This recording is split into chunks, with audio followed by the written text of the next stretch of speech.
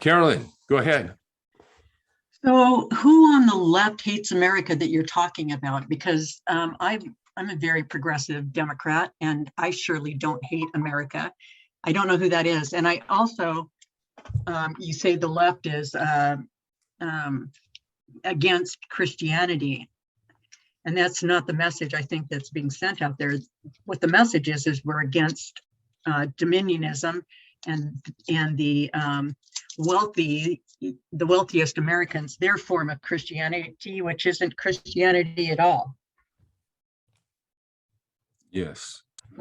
That makes sense? Yeah, I understand what you're saying. So basically, hating the America, anti-American is what, and hating America is very similar. There's a lot of anti-Americanism on the left. America is a capitalist country. Anti-capitalist is anti-American.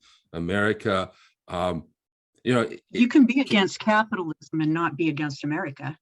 Well, that may be true, but America is the primary capitalist country in the world. So an attack on capitalism tends to also be an attack on America. And then also the fact that America can't do anything. I got you, Don. I see you. America isn't allowed to do anything. I mean, we've got this anti-colonialism, anti-Western world, and that goes with anti-Christian. Right now, we're calling Christians Nazis. So when I say anti-propaganda, it's important to see what propaganda is. It's basically everything. So propaganda is everything that we use to make sense of the world for ourselves. So it's a very broad definition of propaganda. So we see on the right, pro-Putin, I call it pro-Putin propaganda. And we can see that because it comes straight out of the mouth of Vladimir Putin. But when we get this propaganda that says America is not a real democracy, there's a little danger in that, in making people think that it's not worth voting, or that since America is not a real democracy, it can't do anything. It can't promote democracy. Democracy is not worth fighting for.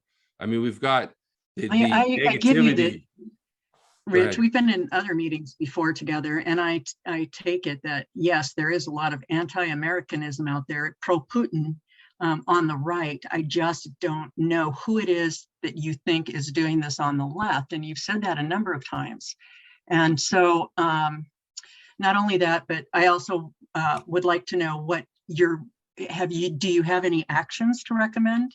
I mean, I teach how to spot disinformation and combat it. I teach how to do progressive messaging. I have a once a month, what you can do about Fox event, and we give them actions. But is there any action that you're suggesting to this group? Well, one thing I would like to do, and I want to get to the first question too. I'd like everybody to call Biden and tell him we need more. Do everything, advocate for everything Zelensky needs, and tell him we need more support. We need more military support, more sanctions, and we need to consider taking actions to stop this, because this is not tolerable. So you want to put American boots on the ground? Well, boots on the ground is sort of a technical word, but the answer to that is if necessary. I mean, I don't want to do anything that isn't necessary, right? If right now Ukraine is fighting back, we're supplying weapons, but if by just doing this, are we really just sort of prolonging the war, prolonging the destruction by not getting in, or by trying to restrict what we provide him, giving him sort of a trinkle of stuff? No, we need to go all out in this war. This is not tolerable. This is not acceptable in 2022. That behavior is not acceptable. The international community must not accept it. Now, as far as who on the left, now, propagandists are very high up. So, and there's a variety of them, and they're all using it for their own purposes. So it does get confusing. My experience has been, when you get to a higher level, or even just the mid-level, you start to realize that somebody at the top is just telling us what to do, what to think, what to believe. And other points of views are not being aired. And in fact, if you try and air, it's like going to church. If you tried to air a different point of view in a progressive group, you're going to be attacked. So the propagandists are really sort of above everybody, disseminating their propaganda down to the masses. So that's coming from, Putin himself. If you want to talk about who on the left, it's the propagandists are all, Putin is there on the left and on the right. So one thing that I often ask is, we know that Putin, Russia and China are disseminating propaganda to the United States. We know what it is on the right. We can see it come from Vladimir Putin, right to Tucker Carlson, right to his constituency, who are now saying, who cares about the people in Ukraine? Where is it on the right? I mean, that may be the question. What is the propaganda on the left? I mean, on the left, what is it? What is it? If you can't identify it, then you're under the influence of it. So can you identify it? I think I can. And like I said, anything that helps Putin, anything that says that the United States should not be involved in the international community and do things, anything that says the United States is evil or NATO. Right now, what do we got? We can't have a anti-war protest without a no NATO expansion protest on top of it. So if you want to say no NATO expansion, I can't go to that protest because I believe NATO should be expanded. And I don't see why we're fighting, I can understand why you might say, let's go have a peace protest. Let's have a peace march. Let's call for peace in Ukraine. But when you add to it no NATO expansion, you've just crushed it. Because that may not be the way to peace, number one. And number two, it totally eliminates anybody with a different opinion on that. I think you're just clapping, right, Dixie? Or did you want to speak? Oh, was that a clap I put up there? Yeah, that was a clap you put up sorry. There. Britain tried to appease Germany, and they did it until Germany had taken over all of Europe, except for Britain. And so then we had a big war to fight, a much bigger war than if we had done something about it in the first place. And I support whatever action it takes. Putin won't listen to words, and he doesn't listen too well to sanctions. We might be able to weaken him with some sanctions, but it's like a mother, reminds me of myself, hollering at her children and not backing it up with any substantial consequence. And so all we're doing is sending out words that mean nothing.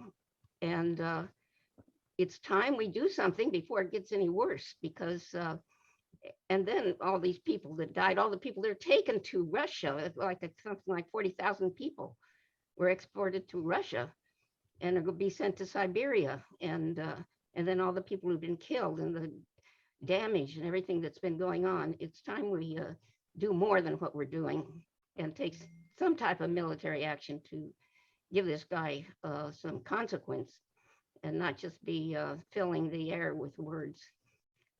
So I think we must do something more.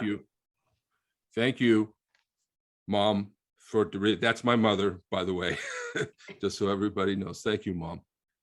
All right, okay, and I think you're right. Melinda, go ahead, unmute. I just wanted to say that I'm often considered anti-American, but, as a simplistic way, I criticize America because we haven't dealt with our original sins. Black people are still treated terribly here. There is definitely a different world for them in this country. And I think it's ridiculous that it keeps going on, but somehow if I criticize American, I'm anti-American, and that's why I'm not a big flag waver. That's why I don't just, say America, USA, because it's not black and white. We have done some horrible things. Capitalism is really bad for a lot of people, and I think if we could be great, we could be wonderful if we face those things. but I'm never going to just say, yay, rah, rah, because it dismisses all those things that we've done wrong, so I'm one of those people that are, anti-America on the left.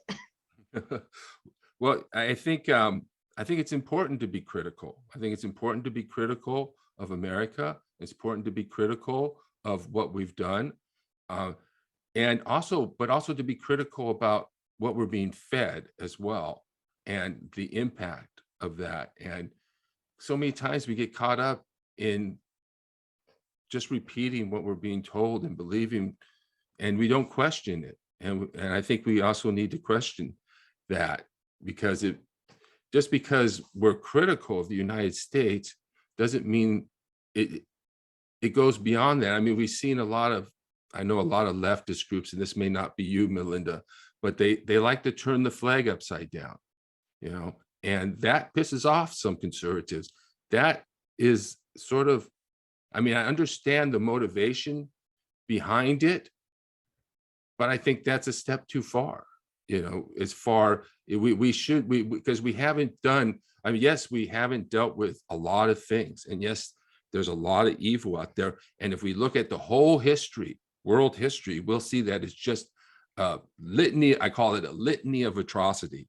I mean, from 2,000, 3,000 years ago to present. Somehow America is not responsible for all of that.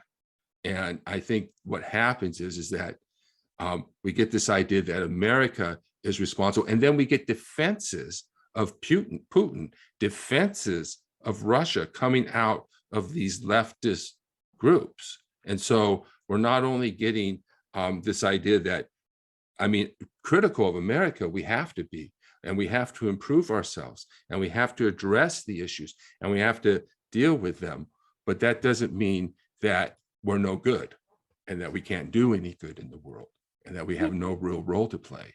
And I'm pretty much saying that we should take responsibility for ourselves and what we've done, not that we should, take on all the ills of all the world, that things are happening right now, like this whole thing about critical race theory, totally racist, that's totally racist.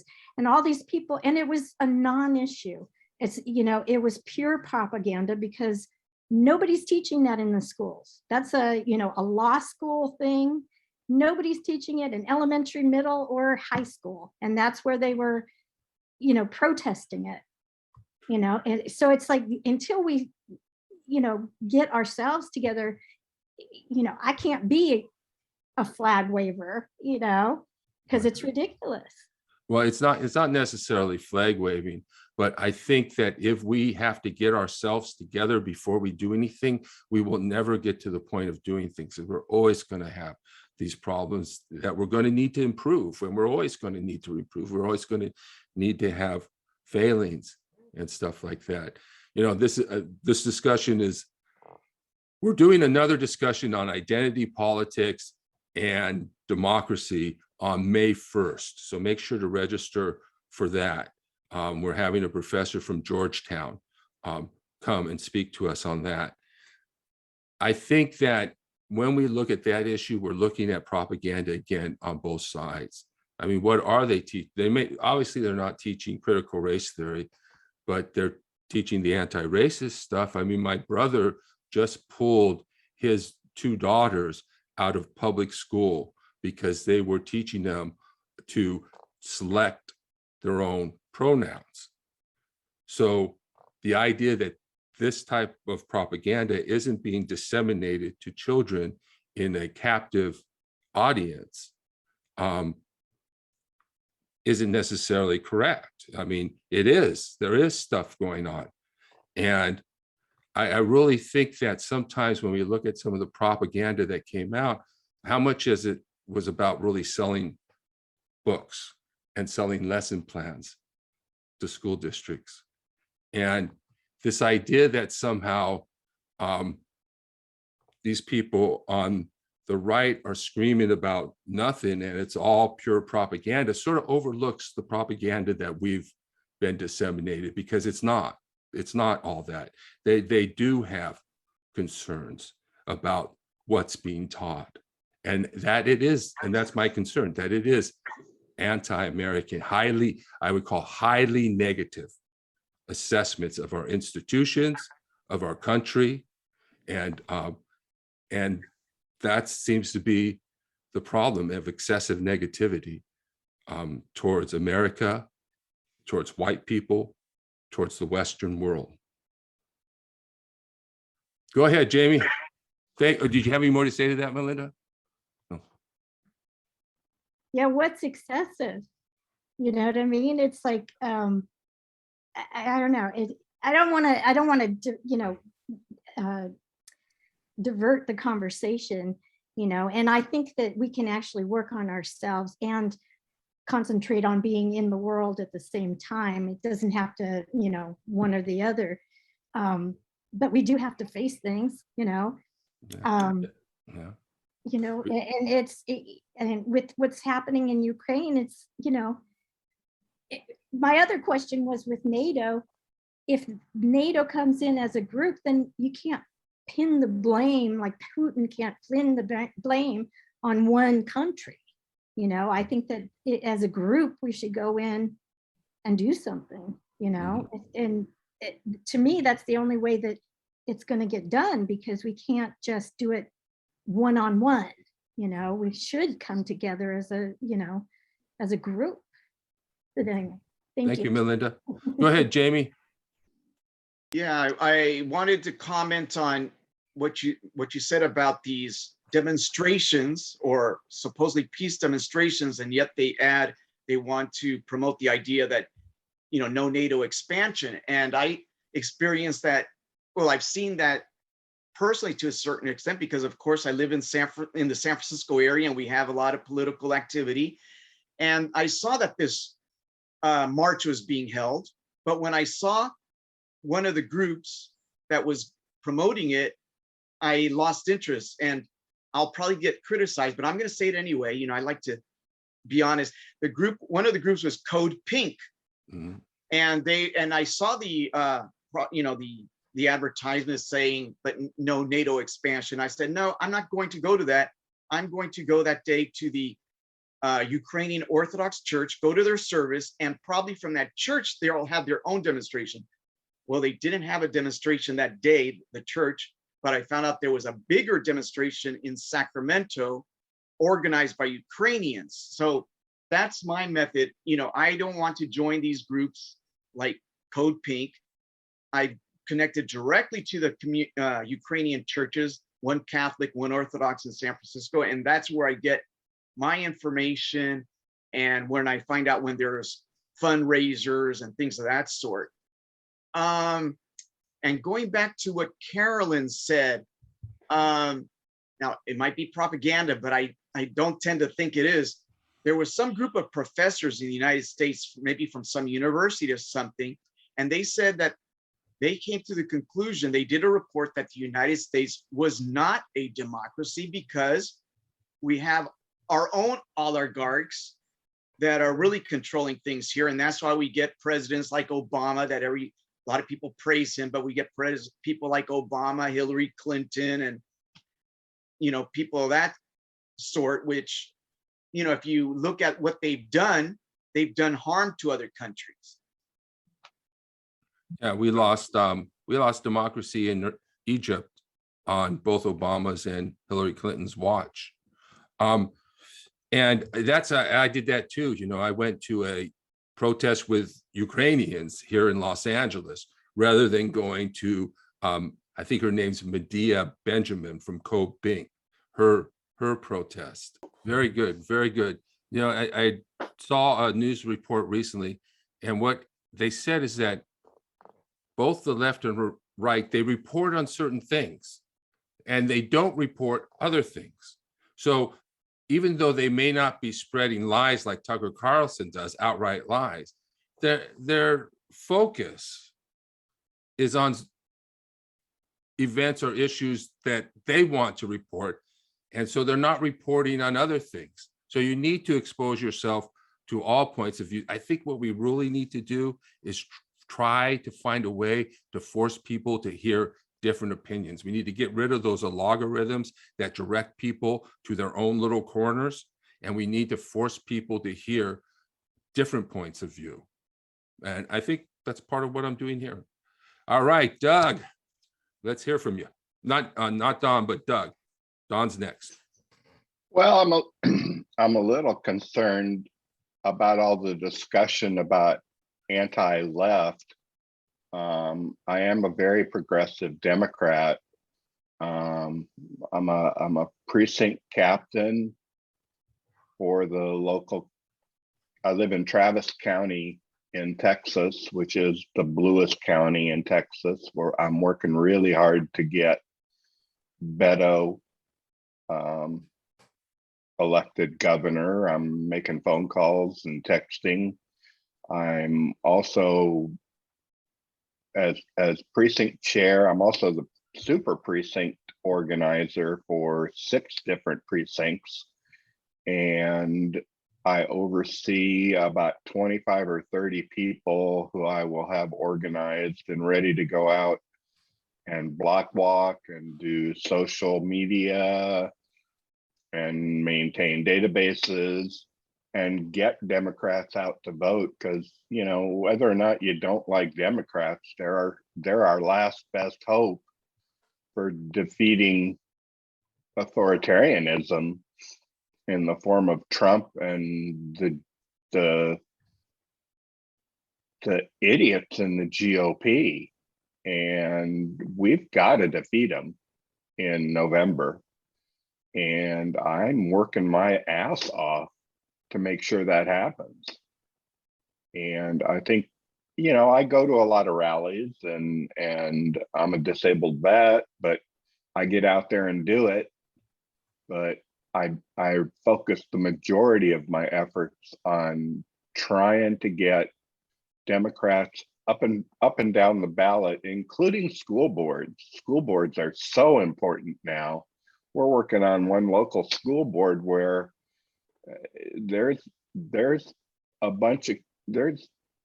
or 4 QAnon believers running for the school board.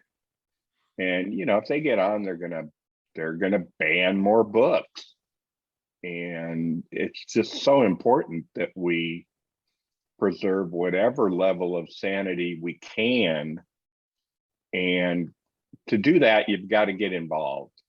And you got to get involved more than just going to protests and rallies. I think you got to get involved with your local party and local Democratic organizations. I don't mean to preach, but you got to do what it takes. Right. You know, and I'm not in disagreement with you on that. I support the Democrats. I've been a lifelong Democrat, you know, and I don't have a lot of hope for this midterm, but, you know, I want to fight for Democrats to win, definitely, because of the fact that they're a hell of a lot better than the Republicans. And I just find, I think that, and I focus on this issue here, a lot of what, and there's a difference between Democrat and leftist, Democrat and progressive, right? Yeah. And so I feel that I'm more of a liberal Democrat, traditional liberal. You know, I like to say that, you know, I still defend the Constitution, fight for democracy, fight for human rights. I'm still the same person I was. You know, it's the left that has moved away from me. Yeah, I understand what you mean. Yeah. So I think that some ways, some of the far left has weakened the Democratic Party. I agree with that. And when I say progressive, I mean progressive in terms of, you know, green energy and those kind of things, because nothing means more to me than the climate. Yeah. And the best thing we've got going for us, I don't know if anyone's been paying attention, but Rick Scott has got an agenda he wants to promote for the GOP that essentially eliminates Obamacare, Medicare, and increases taxes on the poor. And if that's going to be their agenda in November, it's not going to be too hard to fight them. Yeah, I I think, mean, yeah, I hope it's not too hard, but these things go in cycles and the country is divided. I wanted to apply this weakness to Ukraine because I think if we, Biden came out and said, oh, don't worry, we're not going to war. That would be World War III. We're not going to war. You know, I mean, to prevent or preempt these anti-war, anti-NATO protests from breaking out. I mean, it's weakened us in this situation. I agree with that. Yeah. I honestly, in 2024, I'd like to see somebody young and vibrant run for president. Yeah, I think, yeah, I would like to see that too. There's going to be a lot of pressure. There's going to be a lot of pressure on the party, I think, for that to happen. Yeah, it'll probably be Kamala. And hope, I don't know how that'll work out. But she definitely will be ready by that time. Yeah. Thank you, Doug. You bet. Thanks for the time. You're welcome. Go ahead, Don. I know you've been critical of me. Unmute. Let's hear it. Yeah, reluctantly critical, I suppose, but you know, I'm without the organizational presence that you have. I'm sort of like you in that I'm a progressive Christian writer and teacher and pro-democracy activist in every way that I understand those things and can be. And I think that you have tried with this effort today to raise a very serious and very important question and consideration in terms of what our response to the situation in Ukraine should be. And it's one that's caused me a great deal of personal ethical conflict over this last period of time, and I've been discussing with a lot of people in my various spheres of limited influence. And I think it's right to do that. And I haven't gravitated exactly to the position that you are presenting fairly aggressive, fairly positively. You've reached a strong opinion about the extent to which we ought to go. And I'm still feeling to a certain extent in that direction. But these are things that we ought to be discussing, both from the political and the ethical, religious perspectives about where we're going to go. But I think you severely restrict your constituency when you want to take the position that an objective discussion of respectful pronoun choices in schools would be a wrong thing to do, or when those of us who think that wealth is and money in politics has seriously distorted the effectiveness of the democracy that we dream about in this country, or those of us that feel that a more a move toward a more thoroughgoing economic democracy or democratic socialism would be a better way to organize our economy than the predatory, unregulated capitalism that we operate under today. When you take a position that implies that we're anti-American and anti-democratic and feel we should withdraw from the struggle for democracy in the world, I mean, you're alienating a whole bunch of folks who've been fighting for freedom and multicultural democracy and wanting to be sure it's a respectful multicultural democracy for a long time. And I just think that's a serious mistake. And those of us who want to be honest about American history, whether it's from the perspective of critical race theory or just any objective study of how American power has been built historically, to say that being honest about that and working to raise consciousness and correct past errors on that mean that we think we shouldn't robustly struggle for democracy internationally is just all wrong. I mean, you've got a perspective that ends up, because of your anti-left rhetoric, strengthening the strengthening the reactionary right, the undemocratic right in this country, and basically making it almost impossible to have a mutual groundwork for addressing the kind of issues you want to address on the international stage. You know, I'm not too far from where you are on the Ukraine issue. Certainly, as far as guilt for not doing it enough is concerned. but I come away from this feeling that your basic position and mission is more supportive of reaction and constricting the constituency we need to be successful than not. So first, I want to apologize because I don't know where that sound was coming from, and I couldn't identify where it's coming from. And I want to, yeah, I think that one of the things that being, okay, so like I said, being popular, you know, I'm not running for office or anything like that. And I know that this is really more missional than it is about building a constituency. I'd like to see more people come. I'd like to see more people participate.